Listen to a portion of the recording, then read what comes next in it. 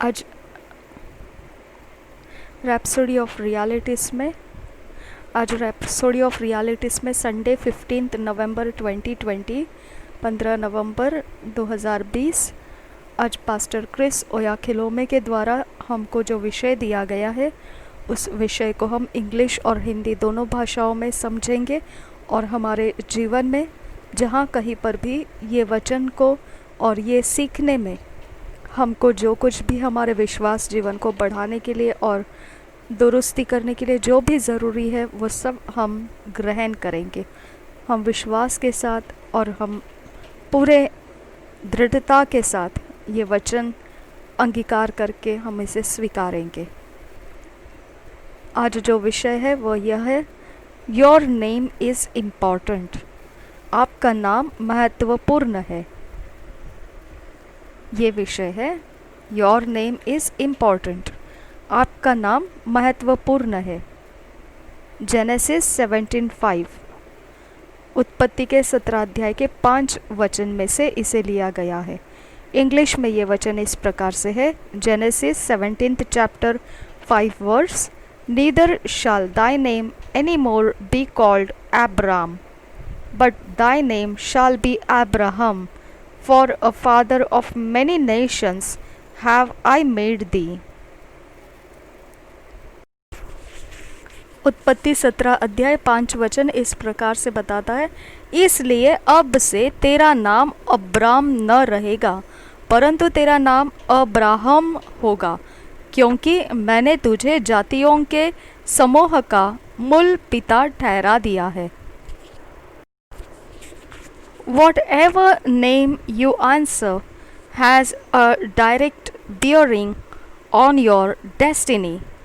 Your name gives meaning to your destiny। हम एक बार दोबारा इस वचन को पढ़ेंगे, उत्पत्ति के 17 अध्याय 5 वचन को इंग्लिश में, neither shall thy name any more be called Abram, but thy name shall be Abraham, for a father of many nations have I made thee। इसी वचन को एक बार और हिंदी में हम पढ़ेंगे, उत्पत्ति 17 अध्याय 5 वचन, इसलिए अब से तेरा नाम अब्राम न रहेगा परंतु तेरा नाम अब्राहम होगा, क्योंकि मैंने तुझे जातियों के समूह का मूल पिता ठहरा दिया है। तो जो भी नाम है, whatever name you answer has a direct bearing on your destiny. Your name gives meaning to your destiny. जो भी नाम है आपका, वो जवाब देता है आपके तुरंत सीधे आपकी मंजिल के विषय में, वो जवाब देता है। आपका नाम कुछ भी रहे, आपका नाम सीधे आपकी मंजिल बताता है, आपके मंजिल को लिए हुए चलता है। वह जो आपका नाम है वह आपके मंजिल को मतलब देता है। आपका नाम जो है वह आपके मंजिल को मतलब देता है। चाहे कोई भी आपका नाम क्यों न रहे, वह नाम आपके मंजिल से जुड़ा हुआ है, वह सीधे आपके मंजिल के को लिए हुए चल रहा होता है। आपका नाम ये जवाब देता है कि आपकी मंजिल क्या है। वह सीधे आपके मंजिल के विषय में दर्शाता है, सीधे आपकी मंजिल को लिए हुए चलता है। वह आपके मंजिल को मतलब देता है। आपका नाम मंजिल को, आपके मंजिल को मतलब देता है। This explains Y God changed the names of certain individuals in the Bible in line with their destinies in Him। यही एक हमको बताता है, वचन के आधार से ये समझाता है क्यों परमेश्वर नामों को बदल देता था किसी एक व्यक्ति का पवित्र बाइबल में, जो उसके मंजिल से जुड़ी हुई रेखाएं होती है, वो मंजिल जो परमेश्वर में होनी होती है। A good example is Abraham, who was formerly named Abram. बहुत अच्छा उदाहरण जो है वो है अब्राहम, जो पूर्वी नाम जो उसका था वो अब्राम था। अब्राम meant exalted father और assumed father।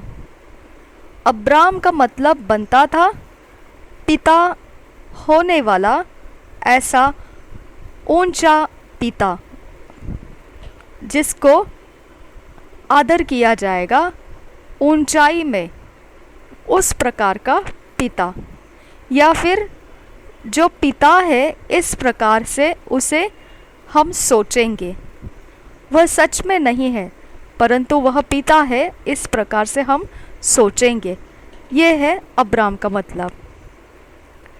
In the process of time he had no child though many servants were born in his house. समय के अनुसार चलते समय उसको कोई भी बच्चा नहीं था, जबकि बहुत सारे उसके दास और दासियों के घरों में उसी के घर के दास और दासियों को जन्म हो रहे थे बच्चों के, परंतु वह अपने जीवन में खुद का बच्चा लिए हुए नहीं था। But one day the Lord spoke to him and said, Behold, my covenant is with thee, and thou shalt be a father of many nations. Neither shall thy name any more be called Abram, but thy name shall be Abraham, for a father of many nations have I made thee। ये उत्पत्ति के 17 अध्याय के 4 और 5 वचन में हमको पढ़ने मिलता है। देख, मेरी वाचा तेरे साथ बंधी रहेगी, इसलिए तू जातियों के समूह का मूल पिता हो जाएगा। इसलिए अब से तेरा नाम अब्राम न रहेगा, परंतु तेरा नाम अब्राहम होगा, क्योंकि मैंने तुझे जातियों के समूह का मूल पिता ठहरा दिया है। जेनेसिस 17:4 और 5। उत्पत्ति के 17 अध्याय 4 और 5 में इस प्रकार से वचन में परमेश्वर अब्राहम से कहता है। एक दिन इस प्रकार से प्रभु अब्राहम के साथ बात किया है। Abraham believed God and immediately started answering the name Abraham the father of many Nations. और अब्राहम विश्वास किया परमेश्वर के ऐसे शब्दों के ऊपर जो उसको बोले गए, और तुरंत वह उस नाम से उत्तर देने लगा जो नाम अब्राहम से बनता है और जिसका मतलब है बहुत सारे राष्ट्रों का पिता। Another important example is Jacob. He is named Jacob because a birth he held on to his brother's heel। दूसरा एक उदाहरण, बहुत ज़रूरी उदाहरण, वो है याकूब। याकूब जो नाम है वह इसलिए पड़ा क्योंकि वह जन्म लेते समय उसके भाई के एड़ियों को वो पकड़े हुए था। याकूब, जेकब मीन्स स्विंडलर और deceiver, and true to his name he deceitfully obtained his brother's birthright with the aid of his mother। याकूब का मतलब है हेरा फेरी करने वाला या फिर धोखा देने वाला, और सच में जो उसका नाम था, जो उसके नाम का मतलब था वही हुआ। वह धोखा देकर अपने भाई का जन्म सिद्ध अधिकार जो रहता है वह ले लिया, और यह उसने उसके माता के मदद से और सलाह से ऐसा किया। However, when he encountered the Lord and asked to be blessed, he would not bless him until his name was changed from Jacob, the deceiver, to Israel, a prince with God. Genesis 32:28. And his destiny was transformed for good. जबकि प्रभु जो है, जब उसके साथ मुलाकात किया, आमना सामना किया, तब वह उसको आशीष मांगने लगा, परंतु प्रभु ने उसे आशीष नहीं दिया जब तक कि उसका नाम बदला न दिया गया। वह नाम बदल दिया गया जो नाम याकूब था, जिसका मतलब बनता था धोखा देने वाला। वह नाम बदलकर उसको इस्राएल नाम दिया गया, जो परमेश्वर का राजदूत, जो परमेश्वर का राजकुमार, वह उसका नाम पड़ा, परमेश्वर का राजकुमार। जेनेसिस उत्पत्ति के 32 अध्याय का 28 वचन में हम इसके विषय में पढ़ते हैं। और and his destiny was transformed for good, और उसकी मंजिल जो है वह परिवर्तित हो गई अच्छाई के लिए। Consider the apostle Peter.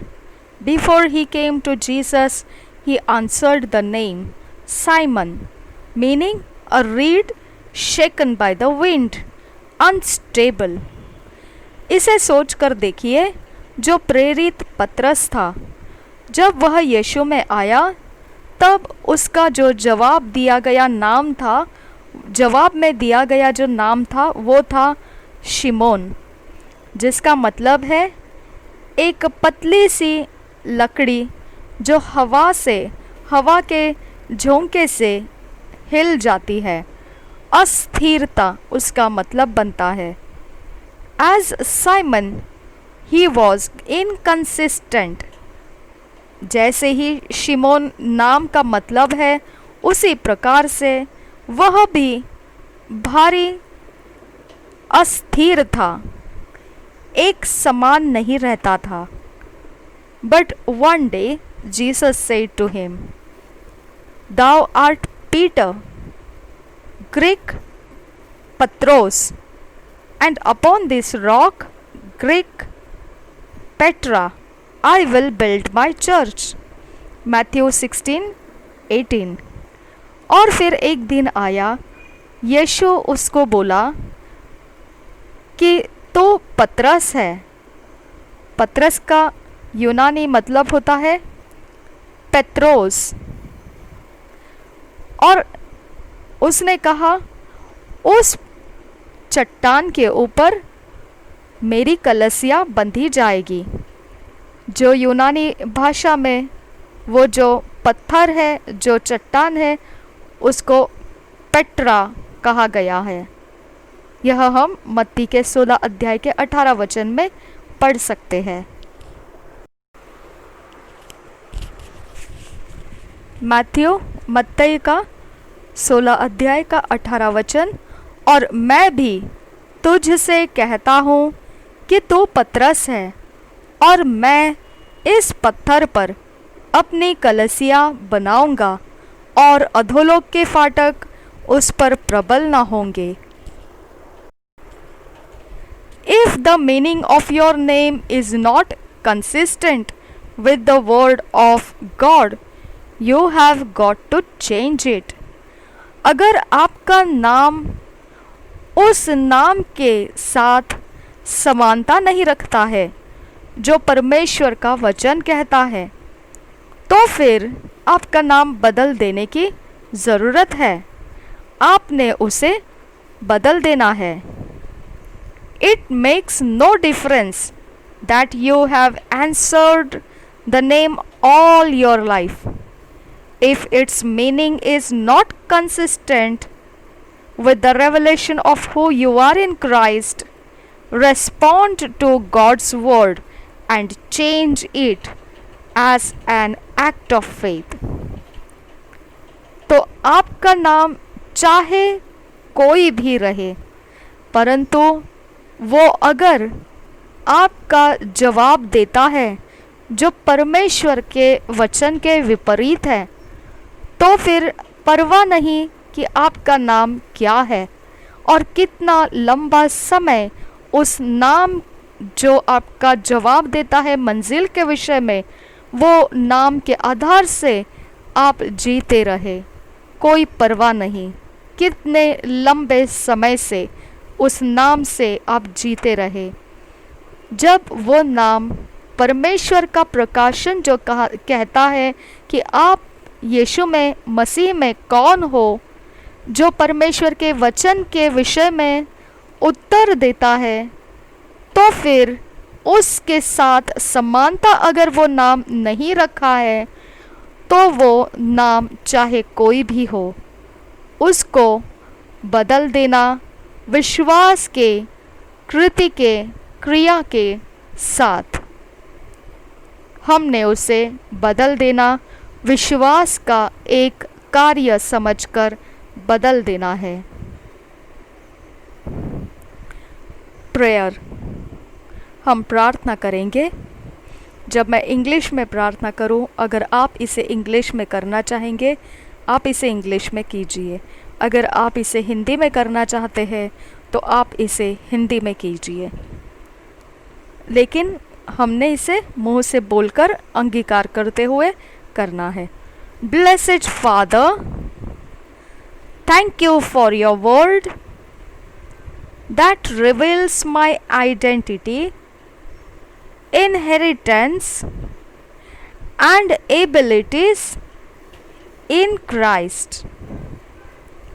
Your will for my life is unveiled to my spirit, and I live daily to fulfill your will and purpose for my life, taking paths that you have preordained for me in Jesus' name. Amen.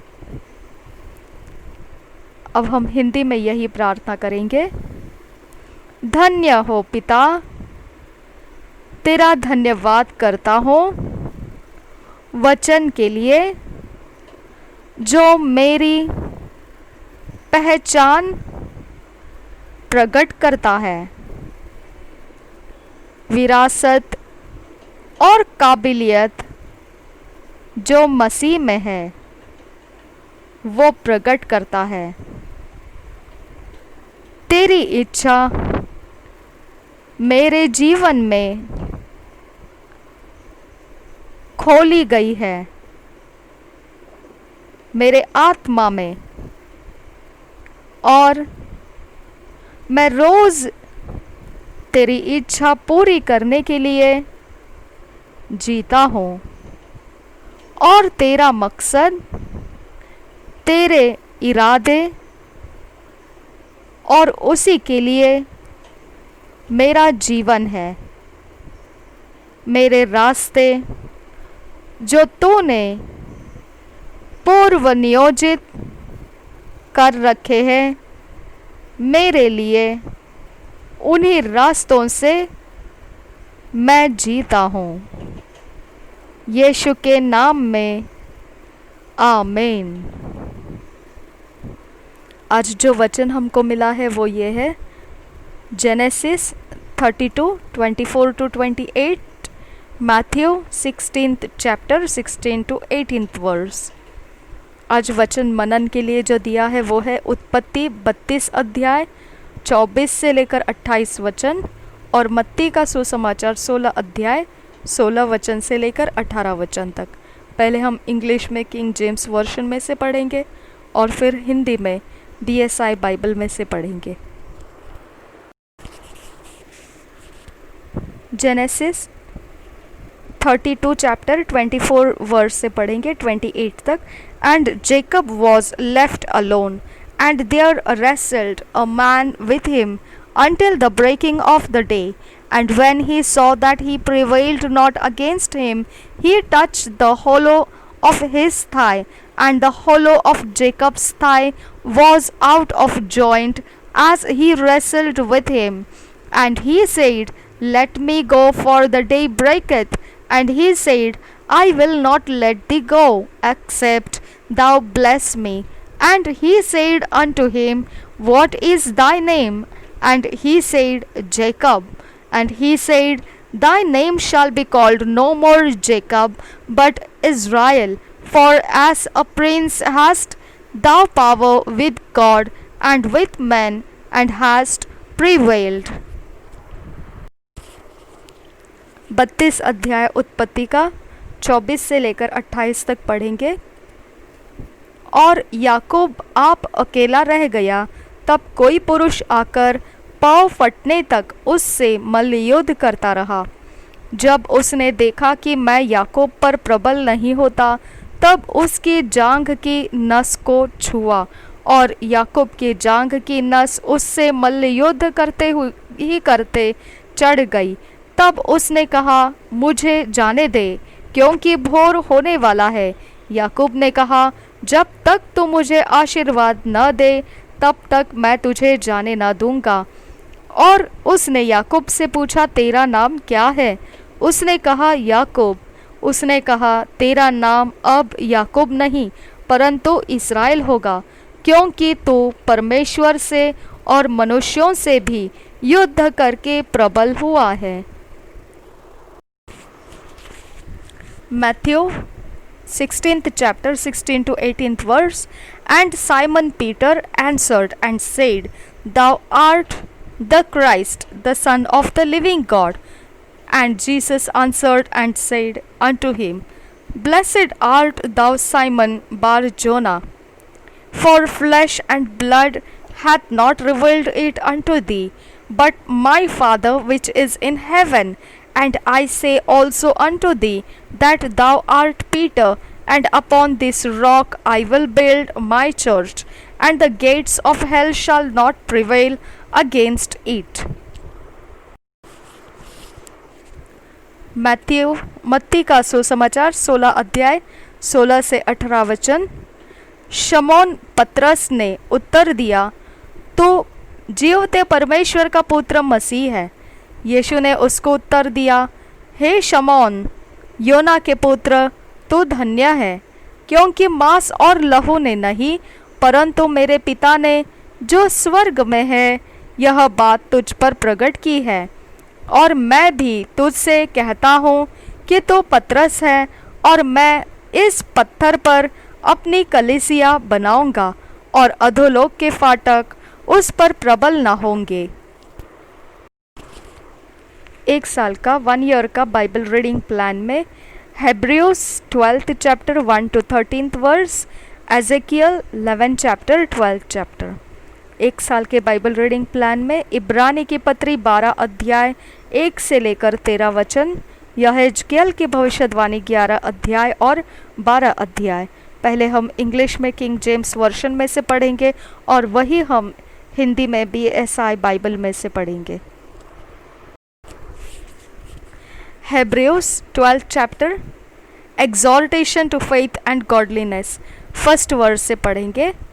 Wherefore, seeing we also are compassed about with so great a cloud of witnesses, let us lay aside every weight and the sin which doeth so easily beset us, and let us run with patience the race that is set before us, looking unto Jesus, the author and finisher of our faith, who for the joy that was set before him endured the cross, despising the shame, and is set down at the right hand of the throne of God. For consider him that endured such contradiction of sinners against himself, lest ye be wearied and faint in your minds. Ye have not yet resisted unto blood, striving against sin, and ye have forgotten the exhortation which speaketh unto you as unto children.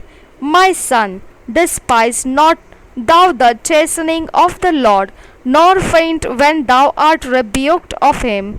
For whom the Lord loveth, he chasteneth, and scourgeth every son whom he receiveth. If ye endure chastening, God dealeth with you as with sons. For what son is he whom the Father chasteneth not? But if ye be without chastisement, whereof all are partakers, then are ye bastards and not sons. Furthermore, we have had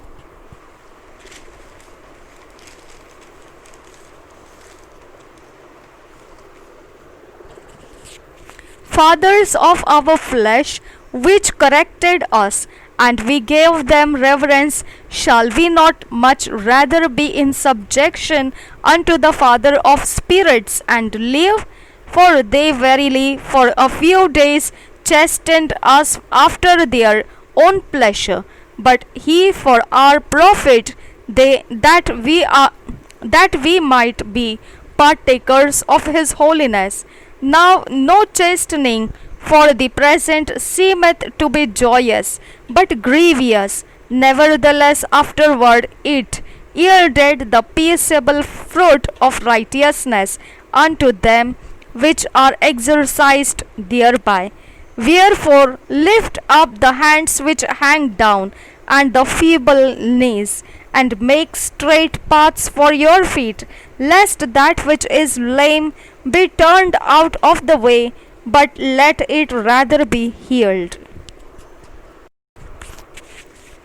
इब्रानियों की पत्री 12 अध्याय परमेश्वर पिता द्वारा ताड़ना 1 से 13 वचन तक पढ़ेंगे। इस कारण पहले वचन से पढ़ते हैं।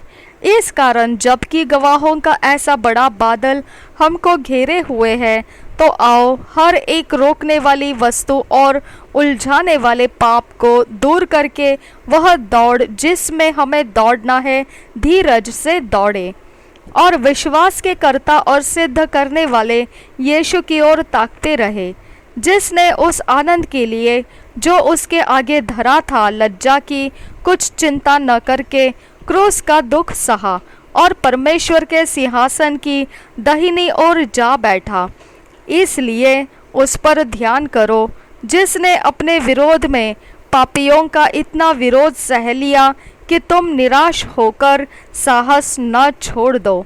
तुमने पाप से लड़ते हुए उससे ऐसी मुठभेड़ नहीं की कि तुम्हारा लहू बहा हो, और तुम उस उपदेश को जो तुमको पुत्रों के समान दिया जाता है भूल गए हो। हे मेरे पुत्र, प्रभु की ताड़ना को हल्की बात न जान, और जब वह तुझे घुड़के तो साहस न छोड़, क्योंकि प्रभु जिससे प्रेम करता है उसकी ताड़ना भी करता है, और जिसे पुत्र बना लेता है उसको कोड़े भी लगाता है। तुम दुख को ताड़ना समझकर सह लो। परमेश्वर तुम्हें पुत्र जानकर तुम्हारे साथ बर्ताव करता है। वह कौन सा पुत्र है जिसकी ताड़ना पिता नहीं करता? यदि वह ताड़ना जिसके भागी सब होते हैं तुम्हारी नहीं हुई, तो तुम पुत्र नहीं पर व्यभिचार की संतान ठहरे। फिर जबकि हमारे शारीरिक पिता भी हमारी ताड़ना किया करते थे और हमने उनका आदर किया, तो क्या आत्माओं के पिता के और भी अधीन न रहे जिससे हम जीवित रहे? वे तो अपनी अपनी समझ के अनुसार थोड़े दिनों के लिए ताड़ना करते थे, पर वह तो हमारे लाभ के लिए करता है कि हमें भी उसकी पवित्रता के भागी हो जाए।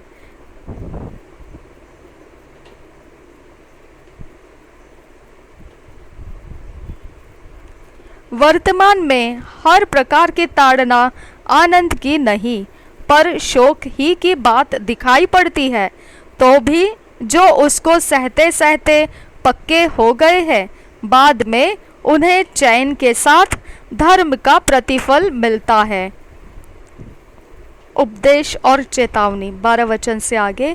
इसलिए ढीले हाथों और निर्बल घुटनों को सीधे करो, और अपने पांवों के लिए सीधे मार्ग बनाओ कि लंगड़ा भटक न जाए पर भला चंगा हो जाए। सब ओके, 13 वचन तक हमने पढ़ा। अब हम एजेकियल में जाएंगे, 11 अध्याय। इंग्लिश में पढ़ेंगे किंग जेम्स वर्शन में से। Ezekiel 11th chapter. Introduction. The princess presumption, their sin and judgment, of God saving a remnant, etc. First verse से पढ़ेंगे। Moreover, the Spirit lifted me up and brought me unto the east gate of the Lord's house, which looketh eastward, and behold, at the door of the gate 25 men, among whom I saw Jazaniah the son of Azur, and Pelatiah the son of Benaiah, princes of the people. Then said he unto me, Son of man, these are the men that devise mischief and give wicked counsel in this city, which say, It is not near, let us build houses. This city is the cauldron of, and we be the flesh. Therefore prophesy against them. Prophesy, O son of man. And the Spirit of the Lord fell upon me, and said unto me, Speak. Thus saith the Lord, thus have ye said, O house of Israel, for I know the things that come into your mind, every one of them. Ye have multiplied your slain in this city, and ye have filled the streets thereof with the slain. Therefore thus saith the Lord God, your slain, whom ye have laid in the midst of it, they are the flesh, and this city is the cauldron, but I will bring you forth out of the midst of it.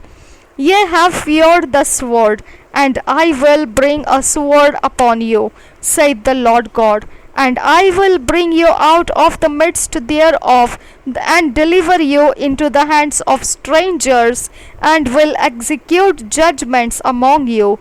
Ye shall fall by the sword, and by the sword I will judge you in the border of Israel, and ye shall know that I am the Lord. 11th verse आगे पढ़ते हैं। This city shall not be your cauldron, neither shall ye be the flesh in the midst thereof, but I will judge you in the border of Israel. And ye shall know that I am the Lord, for ye have not walked in my statutes, neither executed my judgments, but have done after the manners of the heathen that are round about you. And it came to pass, when I prophesied, that Pelatiah the son of Benaiah died, then fell I down upon my face, and cried with a loud voice, and said, Ah, Lord God, wilt thou make a full end of the remnant of Israel? Again the word of the Lord came unto me, saying, Son of man, thy brethren, even thy brethren, the men of thy kindred, and all the house of Israel, holy are they unto whom the inhabitants of Jerusalem have said, Get you far from the Lord, unto us is this land given in possession. Therefore say, Thus saith the Lord God, although I have cast them far off among the heathen, and although I have scattered them among the countries, yet will I be to them as a little sanctuary in the countries where they shall come. Therefore say, Thus saith the Lord God, I will even gather you from the people, and assemble you out of the countries where ye have been scattered, and I will give you the land of Israel, and they shall come thither, and they shall take away all the detestable things thereof, and all the abominations thereof from thence.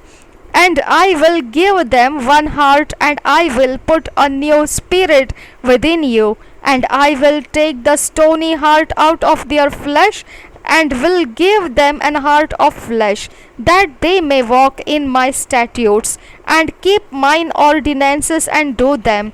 And they shall be my people, and I will be their God.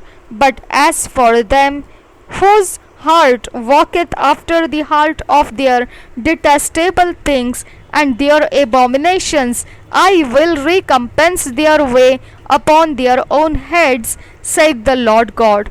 Then did the cherubims lift up their wings and the wheels beside them, and the glory of the God of Israel was over them above.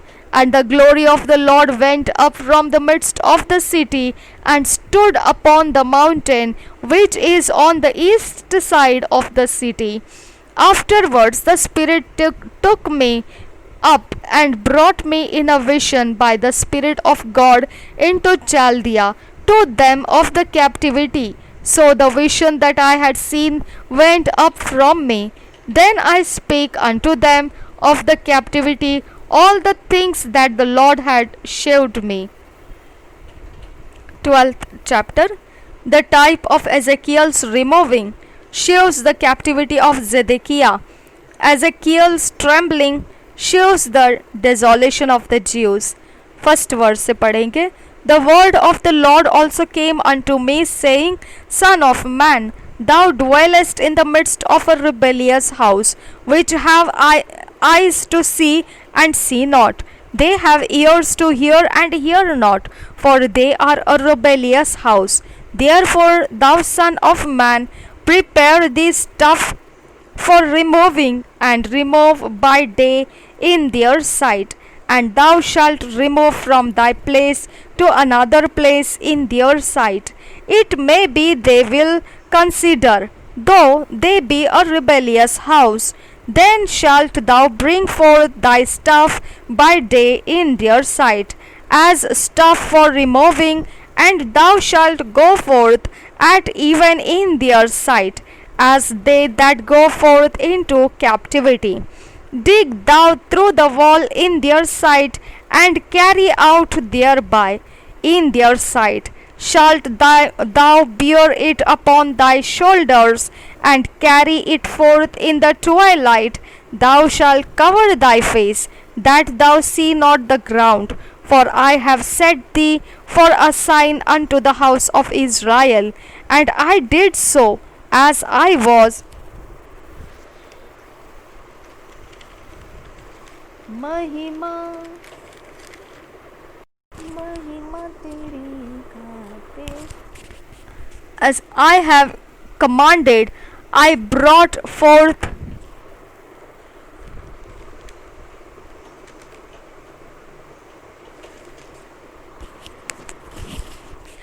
As I was commanded, I brought forth my stuff by day as stuff for captivity, and in the even I digged through the wall with mine hand. I brought it forth in the twilight, and I bare it upon my shoulder in their sight. And in the morning came the word of the Lord unto me, saying, Son of man, hath not the house of Israel, the rebellious house, said unto thee, What doest thou?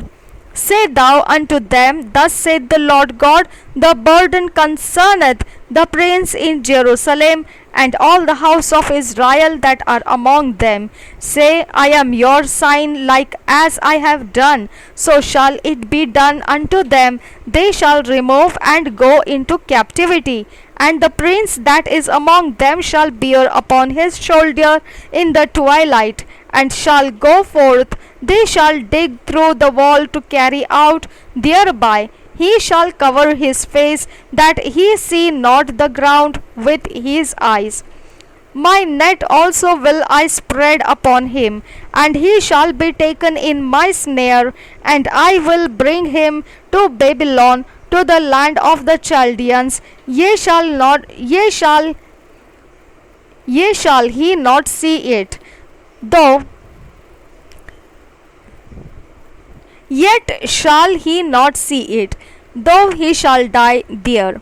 And I will scatter toward every wind all that are about him to help him, and all his bands, and I will draw out the sword after them, and they shall know that I am the Lord, when I shall scatter them among the nations and disperse them in the countries, and but I will leave a few men of them from the sword, from the famine, and from the pestilence, that they may declare all their abominations among the heathen whither they come, and they shall know that I am the Lord. Moreover, the word of the Lord came to me, saying, Son of man, eat thy bread with quaking, and drink thy water with trembling and with carefulness. And say unto the people of the land, Thus saith the Lord God of the inhabitants of Jerusalem and of the land of Israel, They shall eat their bread with carefulness, and drink their water with astonishment, that her land may be desolate from all that is therein, because of the violence of all them that dwell therein. And the cities that are inhabited shall be laid waste, and the land shall be desolate, and ye shall know that I am the Lord.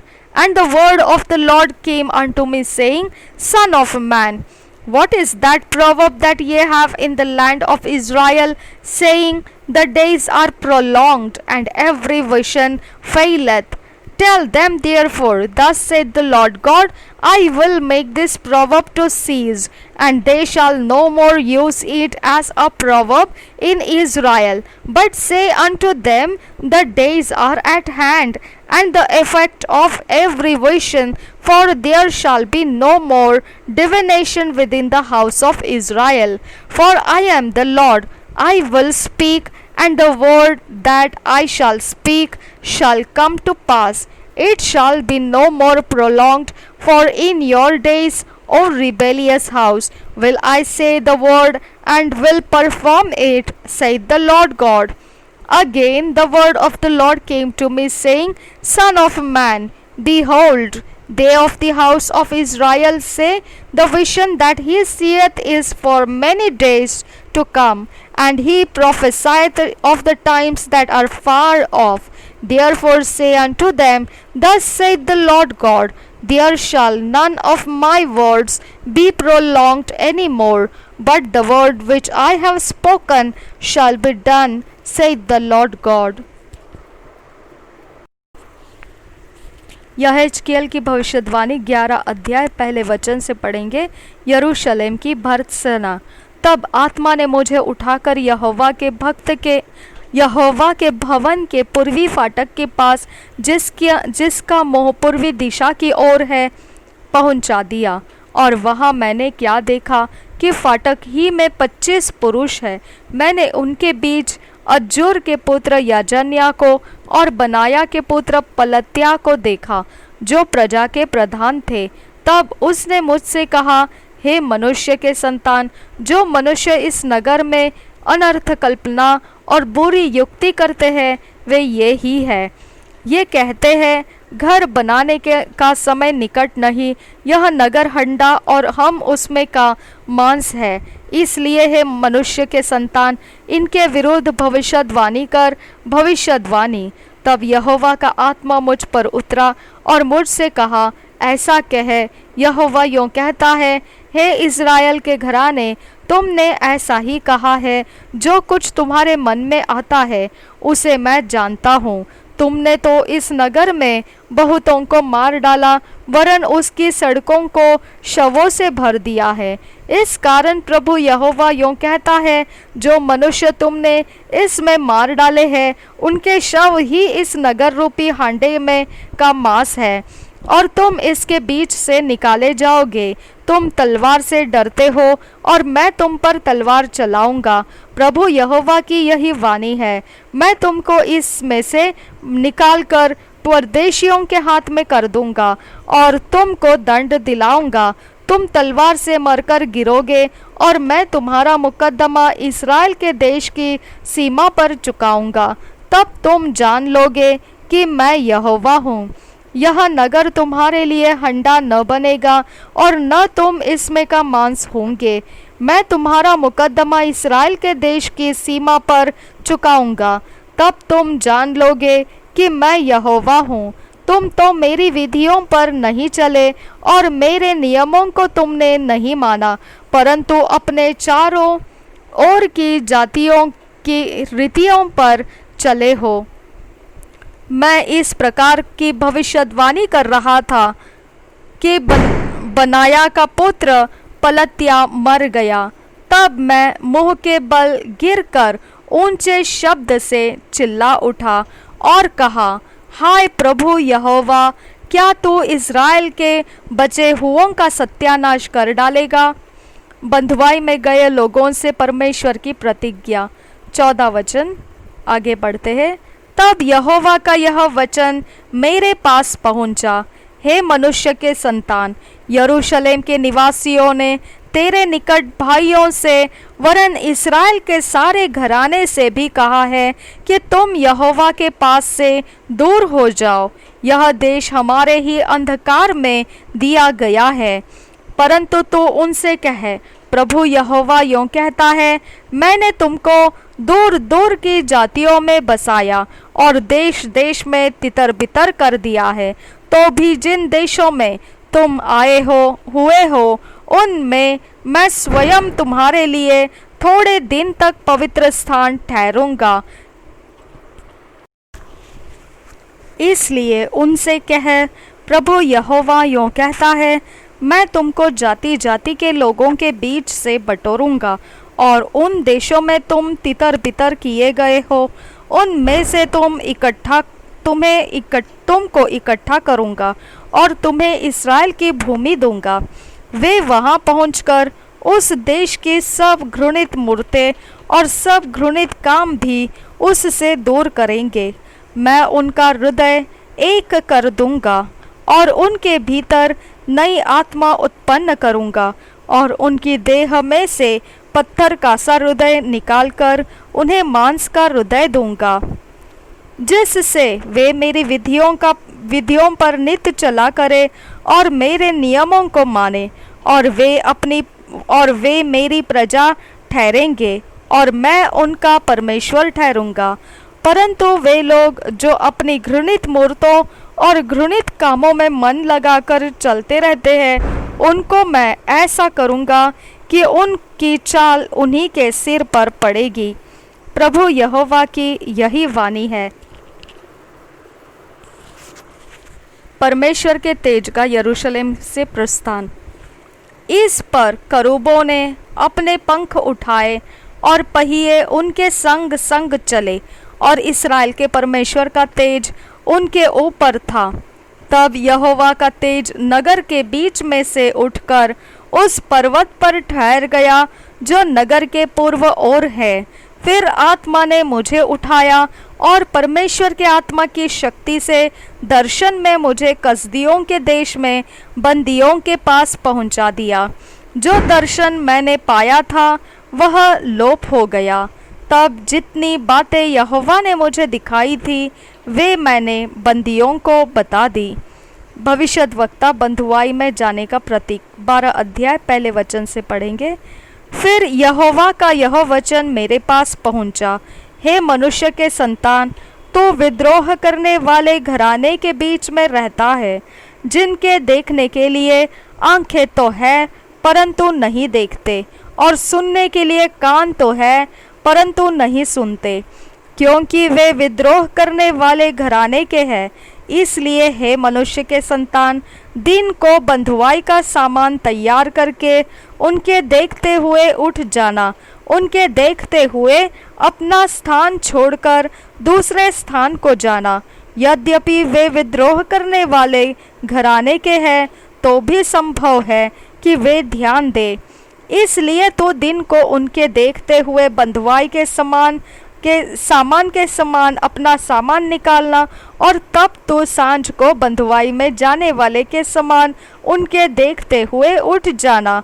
उनके देखते हुए दीवार को फोड़कर उसी से अपना सामान निकालना।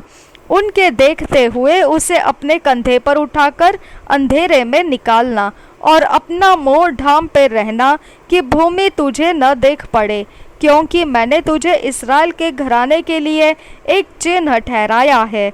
उस आज्ञा के अनुसार मैंने वैसा ही किया। दिन को मैंने अपना सामान बंधुआई के सामान के समान निकाला और सांझ को अपने हाथ से दीवार को फोड़ा। फिर अंधेर में सामान को निकालकर उनके देखते हुए अपने कंधे पर उठाए हुए चला गया। सवेरे यहोवा का यह वचन मेरे पास पहुंचा, हे मनुष्य के संतान, क्या इस्राएल के घराने ने अर्थात उस विद्रोह करने वाले घराने ने तुझसे यह नहीं पूछा, यह तू क्या करता है? तू उनसे कहे, प्रभु यहोवा यूँ कहता है, यह प्रभावशाली वचन यरूशलेम के प्रधान पुरुष और इस्राएल के सारे घराने के विषय में है, जिसके बीच में वे रहते हैं। तो उनसे कहे, मैं तुम्हारे लिए चिन्ह हूँ, जैसा मैंने किया है वैसा ही इस्राएल लोगों से भी किया जाएगा। उनको उठकर बंधुआई में जाना पड़ेगा। उनके बीच में जो प्रधान है वह अंधेरे में अपने कंधे पर बोझ उठाए हुए निकलेगा। वह अपना सामान निकालने के लिए दीवार को फोड़ेगा और अपना मुंह ढांपे रहेगा कि उसको भूमि न देख पड़े। मैं उस पर अपना जाल फैलाऊंगा और वह मेरे फंदे में फंसेगा और मैं उसे कसदियों के देश के बेबीलोन में पहुंचा दूंगा। यद्यपि वह उस नगर में मर जाएगा तो भी उसको न देखेगा। जितने उसके सहायक उसके आसपास होंगे उनको और उसकी सारी टोलियों को मैं सब दिशाओं में तितर बितर कर दूंगा और तलवार खींचकर उनके पीछे चलवाऊंगा। जब मैं उन्हें जाति जाति में तितर बितर कर दूंगा और देश देश में छिन्न भिन्न कर दूंगा, तब वे जान लेंगे कि मैं यहोवा हूँ। परंतु मैं उनमें से थोड़े से लोगों को तलवार, भूख और मरी से बचा रखूंगा और वे अपने घृणित कामों का उन जातियों में वर्णन करेंगे जिनके बीच में वे पहुँचेंगे। तब वे जान लेंगे कि मैं यहोवा हूँ। कांपते हुए भविष्यद्वक्ता का चिन्ह। 17 वचन से आगे, तब यहोवा का यह वचन मेरे पास पहुँचा, हे मनुष्य के संतान, कांपते हुए अपनी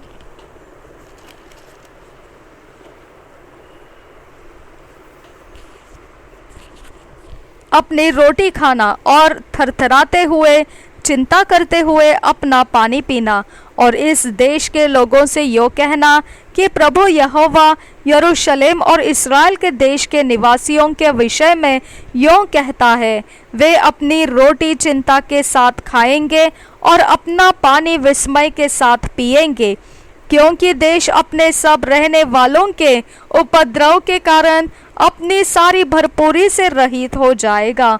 बसे हुए नगर उजड़ जाएंगे और देश भी उजाड़ हो जाएगा। तब तुम लोग जान लोगे कि मैं यहोवा हूँ। लोकप्रिय कहावत, अलोकप्रिय संदेश। 21 वचन से आगे, फिर यहोवा का यह वचन मेरे पास पहुंचा, हे मनुष्य के संतान, यह क्या कहावत है जो तुम लोग इस्राएल के देश में कहा करते हो, दिन अधिक हो गए हैं और दर्शन की कोई बात पूरी नहीं हुई। इसलिए उनसे कहे, प्रभु यहोवा यूँ कहता है, मैं इस कहावत को बंद करूँगा और यह कहावत इस्राएल पर फिर न चलेगी। तो उनसे कहे कि वह दिन निकट आ गया है और दर्शन की सब बातें पूरी होने पर है, क्योंकि इस्राएल के घराने में न तो और अधिक झूठे दर्शन की कोई बात और न कोई चिकनी चुपड़ी बात फिर कही जाएगी, क्योंकि मैं यहोवा हूँ। जब मैं बोलूँ तब जो वचन मैं कहूँ वह पूरा हो जाएगा, उसमें विलंब न होगा। परंतु हे विद्रोह करने वाले घराने, तुम्हारे ही दिनों में मैं वचन कहूँगा और वह पूरा हो जाएगा। प्रभु यहोवा की यही वाणी है। फिर यहोवा का यह वचन मेरे पास पहुँचा, हे मनुष्य के संतान, देख, इस्राएल के घराने के लोग यह कह रहे हैं, जो दर्शन वह देखता है वह बहुत दिन के बाद पूरा होने वाला है, और कि वह दूर के समय के विषय में भविष्यवाणी करता है। इसलिए तो उनसे कहे, प्रभु यहोवा यूँ कहता है, मेरे किसी वचन के पूरा होने में फिर विलंब न होगा, वरन जो वचन मैं कहूँ वह निश्चय पूरा होगा। प्रभु यहोवा की यही वाणी है। 2-year Bible reading plan. 1 John 2 chapter 15 to 29 verse, Ezekiel 46 chapter. 2 साल के बाइबल रीडिंग प्लान में पहला यूहन्ना का पत्री 2 अध्याय 15 से 29 वचन, यहेजकेल की भविष्यवाणी 46 अध्याय। हम पहले इंग्लिश में किंग जेम्स वर्जन में से पढ़ेंगे, यही वचनों को हम फिर हिंदी बाइबल BSI में से पढ़ेंगे, BSI वर्जन में से। 1 जॉन 2 चैप्टर 15 से शुरू करेंगे 29 तक। Love not the world neither the things that are in the world. If any man love the world, the love of the Father is not in him. For all that is in the world, the lust of the flesh and the lust of the eyes and the pride of life, is not of the Father, but is of the world.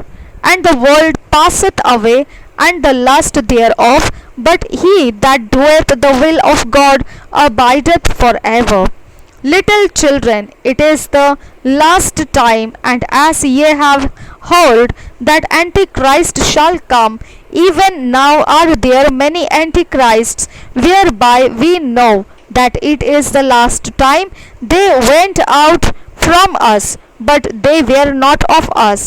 For if they had been of us, they would no doubt have continued with us. But they went out, that they might be made manifest that they were not all of us. But ye have an unction from the Holy One, and ye know all things. I have not written unto you because ye know not the truth, but because ye know it, and that no lie is of the truth. Who is a liar, but he that denieth that Jesus is the Christ? He is Antichrist, that denieth the Father and the Son. Whosoever denieth the Son, the same hath not the Father. But he that acknowledgeth the Son hath the Father also.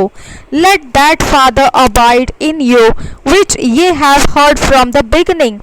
If that which ye have heard from the beginning shall remain in you, ye also shall continue in the Son and in the Father. And this is the promise that he hath promised us, even eternal life. These things have I written unto you concerning them that seduce you.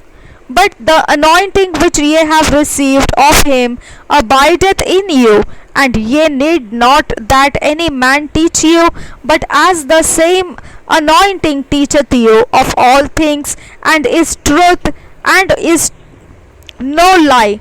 And even as it hath taught you, ye shall abide in him. And now, little children, abide in him, and that when he shall appear, we may have confidence and not be ashamed before him at his coming. If ye know that he is righteous, ye know that everyone that doeth righteousness is born of him.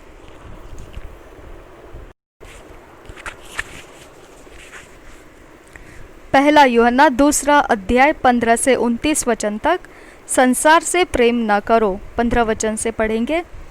तुम न तो संसार से और न संसार में की वस्तुओं से प्रेम रखो। यदि कोई संसार से प्रेम रखता है तो उसमें पिता का प्रेम नहीं है। क्योंकि जो कुछ संसार में है, अर्थात शरीर की अभिलाषा और आँखों की अभिलाषा और जीविका का घमंड, वह पिता की ओर से नहीं परंतु संसार ही की ओर से है। संसार और उसकी अभिलाषाएं दोनों मिटते जाते हैं, पर जो परमेश्वर की इच्छा पर चलता है वह सर्वदा बना रहेगा। मसीह विरोधी।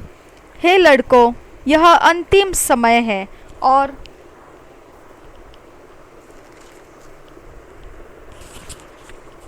जैसा तुमने सुना है कि मसीह का विरोधी आने वाला है, उसके अनुसार अब भी बहुत से मसीह विरोधी उठ खड़े हुए हैं। इससे हम जानते हैं कि यह अंतिम समय है। 19 वचन से आगे, वे निकले तो हम ही में से, पर हम में के थे नहीं, क्योंकि यदि वे हम में के होते तो हमारे साथ रहते, पर निकल इसलिए गए कि यह प्रकट हो कि वे सब हम में के नहीं है, परंतु तुम्हारा तो उस पवित्र से अभिषेक हुआ है और तुम सब कुछ जानते हो। मैंने तुम्हें इसलिए नहीं लिखा कि तुम सत्य को नहीं जानते, पर इसलिए कि उसे जानते हो, और इसलिए कि कोई झूठ सत्य की ओर से नहीं। झूठा कौन है? केवल वह जो यीशु के मसीह होने से इनकार करता है, और मसीह का विरोधी वही है जो पिता का और पुत्र का इनकार करता है। जो कोई पुत्र का इनकार करता है उसके पास पिता भी नहीं। जो पुत्र की मान लेता है उसके पास पिता भी है। जो पुत्र को मान लेता है उसके पास पिता भी है। जो कुछ तुमने आरंभ से सुना है वही तुम में बना रहे। जो तुमने आरंभ से सुना है यदि वह तुम में बना रहे तो तुम भी पुत्र में और पिता में बने रहोगे। और जिसकी उसने हमसे प्रतिज्ञा कि वह अनंत जीवन है। मैंने ये बात तुम्हें उनके विषय में लिखी है जो तुम्हें भरमाते हैं, परंतु तुम्हारा वह अभिषेक जो उसकी ओर से किया गया तुम में बना रहता है, और तुम्हें इसका प्रयोजन नहीं कि कोई तुम्हें सिखाए, वरन जैसे वह अभिषेक जो उसकी ओर से किया गया तुम्हें सब बातें सिखाता है, और यह सच्चा है और झूठा नहीं। और जैसा उसने तुम्हें सिखाया है वैसे ही तुम उसमें बने रहते हो। परमेश्वर की संतान 28 वचन से आगे, अतः हे बालकों उसमें बने रहो कि जब वह प्रकट हो तो हमें हियाव हो, और हम उसके आने पर उसके सामने लज्जित न हो। यदि तुम जानते हो कि वह धर्मी है तो यह भी जानते हो कि जो कोई धर्म का काम करता है वह उससे जन्मा है। एजेकियल चैप्टर 46 फर्स्ट वर्स से पढ़ेंगे। इंट्रोडक्शन में है ordinances for public worship, first verse से पढ़ेंगे। Thus saith the Lord God, the gate of the inner court that looketh toward the east shall be shut the 6 working days, but on the Sabbath it shall be opened, and in the day of the new moon it shall be opened.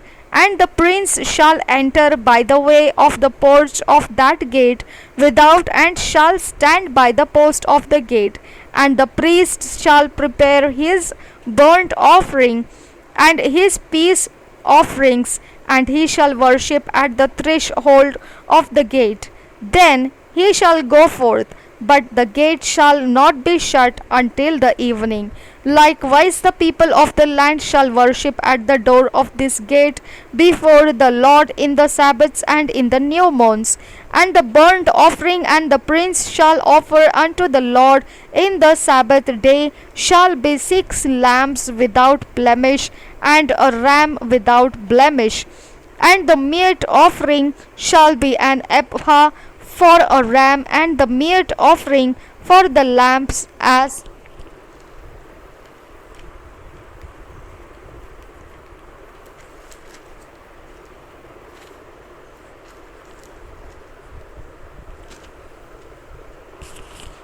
he shall be able to give, and an hin of oil to an ephah. And in the day of the new moon it shall be a young bullock without blemish, and 6 lambs and a ram.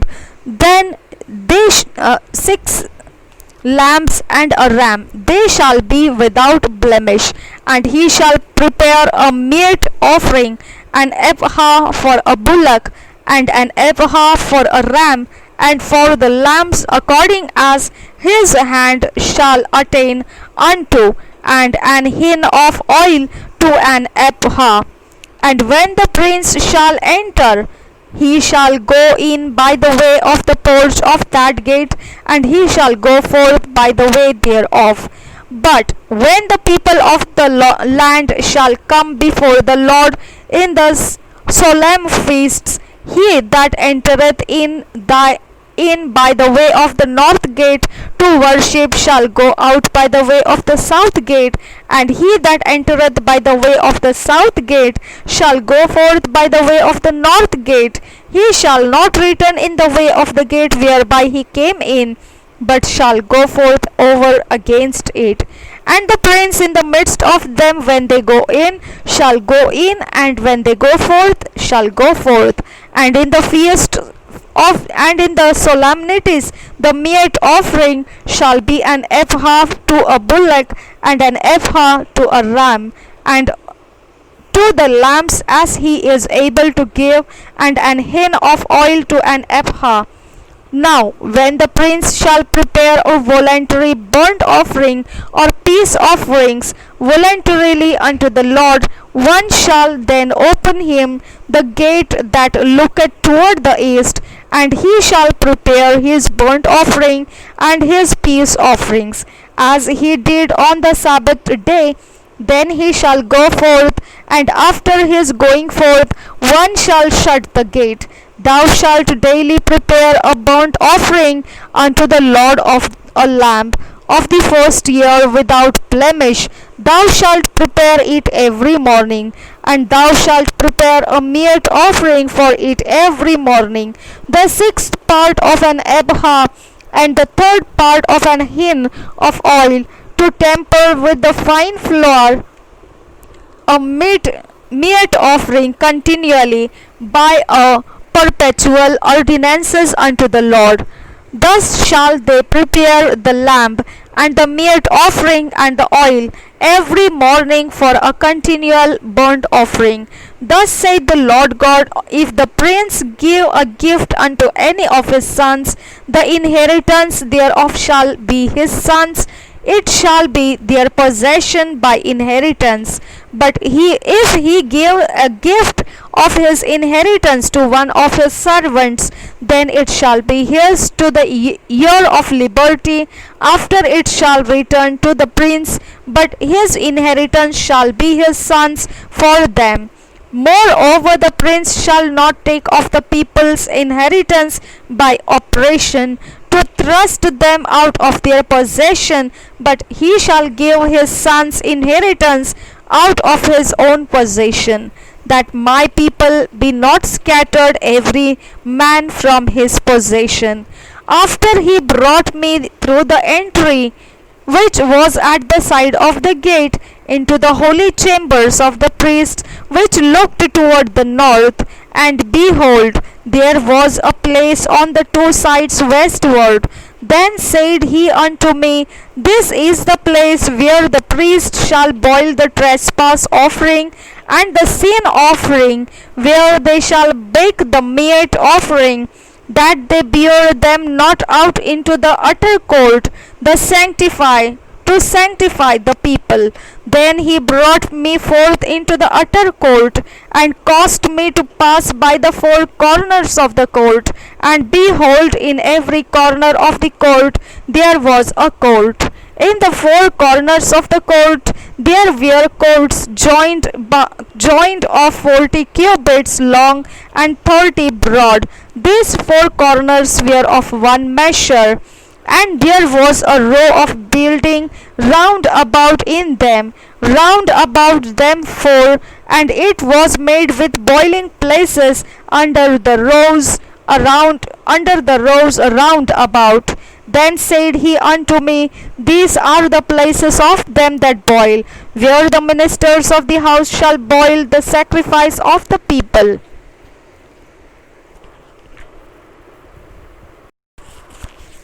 यहेजकेल की भविष्यवाणी 46 अध्याय प्रधान और पर्व। पहले वचन से पढ़ेंगे। परमेश्वर यहोवा यों कहता है, भीतरी आंगन का पूर्वमुखी फाटक काम काज के 6 दिन बंद रहे, परंतु विश्राम दिन को खुला रहे, नए चांद के दिन भी खुला रहे। प्रधान बाहर से फाटक के ओसारे के मार्ग से आकर फाटक के एक खंबे के पास खड़ा हो जाए, और याजक उसका होम बलि और मेल बलि तैयार करे, और वह फाटक की देवड़ी पर दंडवत करे, तब वह बाहर जाए, और फाटक सांझ से पहले बंद न किया जाए। लोग विश्राम और नए चांद के दिनों में उस फाटक के द्वार में यहोवा के सामने दंडवत करे। विश्राम दिन में जो होम बलि प्रधान यहोवा के लिए चढ़ाए वह भेड़ के 6 निर्दोष बच्चे और 1 निर्दोष मेढ़े का हो। अन्न बलि यह हो, अर्थात मेढ़े के साथ एपा भर अन्न और भेड़ के बच्चे के साथ यथाशक्ति अन्न और एपा पीछे हिन भर तेल। नए चांद के दिन वह 1 निर्दोष बछड़ा और भेड़ के 6 बच्चे और 1 मेढ़ा चढ़ाए, ये सब निर्दोष हो। बछड़े और मेढ़े दोनों के साथ वह 1 एपा अन्न बलि तैयार करे और भेड़ के बच्चों के साथ यथाशक्ति अन्न और एपा पीछे हीन भर तेल। जब प्रधान भीतर जाए तब वह फाटक के ओसारे से होकर जाए और उसी मार्ग से निकल जाए। जब साधारण लोग नियत समयों में यहोवा के सामने दंडवत करने आए, तब जो उत्तरी फाटक से होकर दंडवत करने को भीतर आए वह दक्षिणी फाटक से होकर निकले, और जो दक्षिणी फाटक से होकर भीतर आए वह उत्तरी फाटक से होकर निकले। अर्थात जो जिस फाटक के से भीतर आया हो उसी फाटक से न लौटे, अपने सामने ही निकल जाए। अब जब वे भीतर आए तब प्रधान उनके बीच होकर आए, और जब वे निकले तब वे एक साथ निकले। पर्वों और अन्य नियत समयों का अन्न बलि बछड़े पीछे एपा भर और मेढ़े पीछे एपा भर का हो, और भेड़ के बच्चों के साथ यथाशक्ति अन्न और एपा पीछे होने हीन भर तेल। फिर जब प्रधान होम बलि या मेल बलि को स्वेच्छा बलि करके यहोवा के लिए तैयार करे, तब पूर्वमुखी फाटक उनके लिए खोला जाए, और वह अपना होम बलि या मेल बलि वैसे ही तैयार करे जैसे वह विश्राम दिन को करता है। तब वह निकले और उसके निकलने के पीछे फाटक बंद किया जाए। प्रतिदिन की भेंट 13 वचन से आगे। प्रतिदिन तो वर्ष भर का एक निर्दोष भेड़ का बच्चा यहोवा की होम बलि के लिए तैयार करना, यह प्रति भोर को तैयार किया जाए। प्रति भोर को उसके साथ एक अन्न बलि तैयार करना, अर्थात एपा का 6वां अंश, और मैदा में मिलाने के लिए हीन भर तेल की तिहाई यहोवा के लिए सदा का अन्न बलि नित्य विधि के अनुसार चढ़ाया जाए। भेड़ का बच्चा, अन्न बलि और तेल प्रति भोर को नित्य होम बलि करके चढ़ाया जाए। प्रधान और भूमि का भाग 16 वचन से आगे। परमेश्वर यहोवा यों कहता है, यदि प्रधान अपने किसी पुत्र को कुछ दे तो वह उसका भाग होकर उसके पोतों को भी मिले। भाग के नियम के अनुसार वह उनका भी निज धन ठहरे।